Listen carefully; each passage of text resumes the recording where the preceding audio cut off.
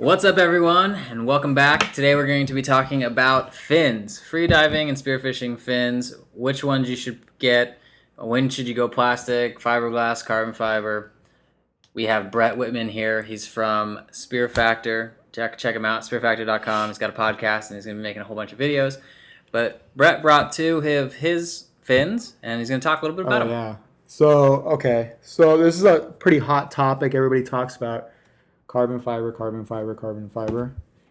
And I was like the last to get a set of carbon fiber fins. And mainly because I'm cheap and broke due to my children. But I think the biggest thing was that I noticed was that carbon fiber fins do make a difference. Oh, they do? Oh, yeah, they do. But I always thought to myself, like, I've had these fins for 15 years. Swear to God. And I thought to myself, like, if I could dive to 100 feet with a pair of shitty plastic fins, then I'm good. Like, I didn't really realize the fact that plastic fins aren't as efficient, so you're conserving oxygen and or you're using oxygen, where like your carbons, you're getting way more. Your kick count's like half. Wow. With carbons, a good pair of carbons. But I dove these for like 15 years, and they've been with me all over the world. I think the best thing about plastic fins, though, is that they pretty much are indestructible.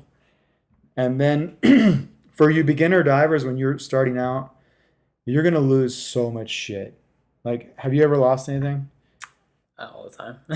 Yeah, you like just Where'd it dude, go? you lose everything. Even if it's just leaving it on your buddy's boat, you never get it back. Yeah.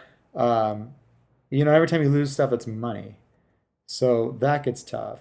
But with these fins, if you lose them, you can probably buy a replacement pair on Craigslist for like 50 or 60 bucks half the time.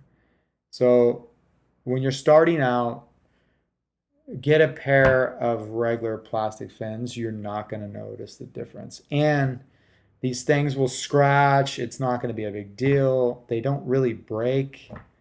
And again, you don't notice the difference. And if you lose them, you're like, oh, I got to go get another pair.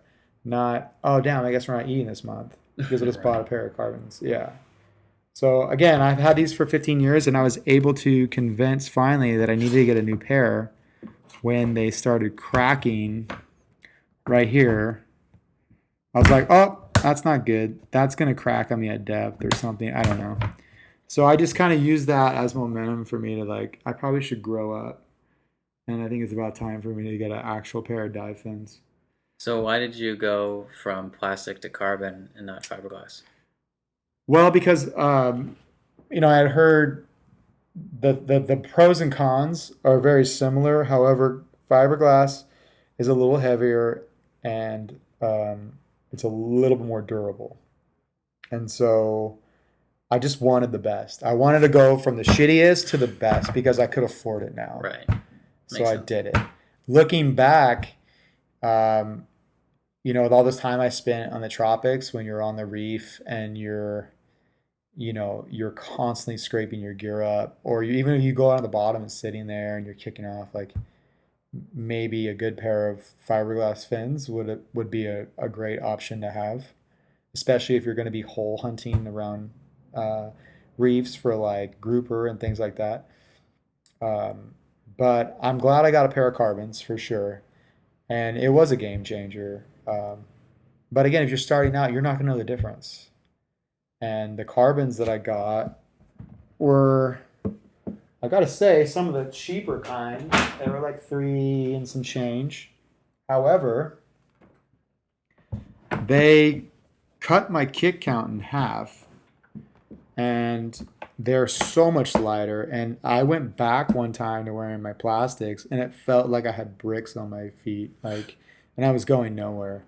And so that kind of like reassured me, like, wow, You made the right I decision. made the right decision, yeah. But if you look on these guys, all the scratches is all from sitting on coral reefs, and kicking and hitting on the bottom or whatever. I mean, it happens.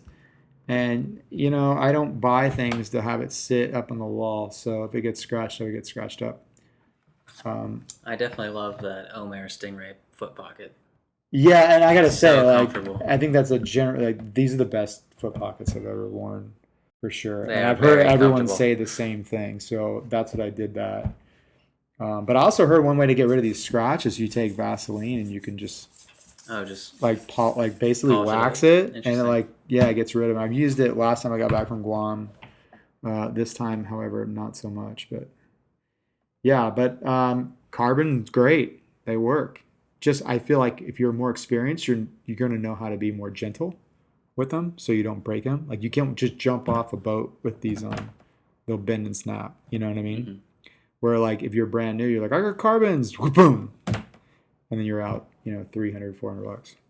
So yeah, that's kind of where I'm at. The name of the game is like getting fish in the boat. So if you get Having enough money to get to those fish. yeah, that's the point. So yeah, Well, thank you so much. I hope you yeah, found that beneficial. Definitely go check out Brett's stuff at sure. SpearFactor.com. If you like this video, give it a thumbs up. Definitely subscribe for more. And until next time, stay safe in the water. See ya. All right, good luck, guys.